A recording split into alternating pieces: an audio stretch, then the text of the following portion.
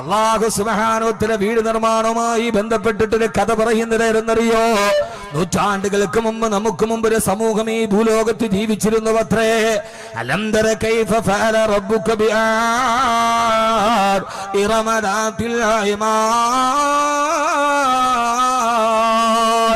ഇന്നത്തെ യമനിലെ ഇറമ പ്രദേശത്ത് ജീവിച്ചിരുന്ന ആദ് സമൂഹം, ആദ് ഗോത്രം എന്ന് പറയുന്ന ഒരു ഗോത്രപ്രദേശം ഇന്നത്തെ യമനിന്റെ ഭാഗത്തുള്ള ഇറമ പ്രദേശത്ത് ജീവിച്ചിരുന്നുവത്രേ.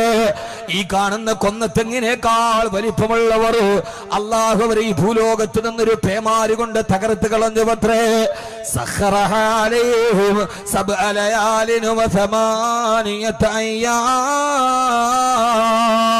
7 രാത്രിയും 8 പകലും നീണ്ടു നിന്നൊരു പേമാരി തിമിർത്തു പെയ്തപ്പോ അവരുടെ വീടുകളോടുകൂടി അവരെ തകർന്ന് തരിപ്പണമായി ചത്തുപോയെന്ന് വിശുദ്ധ ഖുർആൻ. ഞാൻ ഈ കഥ പറയുന്നത് എന്തിനെന്നറിയോ?